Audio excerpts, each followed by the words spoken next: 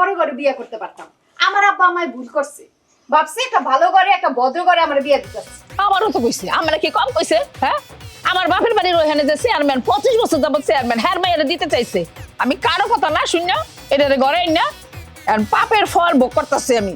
আম্মা, পাপের ফল আপনি পাইতেছেন না, পাপের ফল আমি পাইতেছি। যদিও জীবনে কোনো পাপ করি নাই, তাও আল্লাহ কেন যে আমার এই ঘরে না ফলাইলো। আব্বা আসসালামু আলাইকুম। ওয়ালাইকুম সালাম।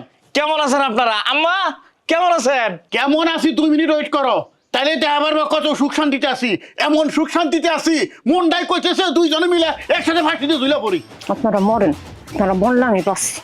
এখন দেখছো কেমন সুখে আছি। এবার ভাই এটা কি ধরনের কথা কয়? হ্যাঁ, শ্বশুর শাশুড়ি লাগে কেউ এই ধরনের কথাবার্তা কয়? কথাবার্তা ঠিক মতো কয় কিন্তু।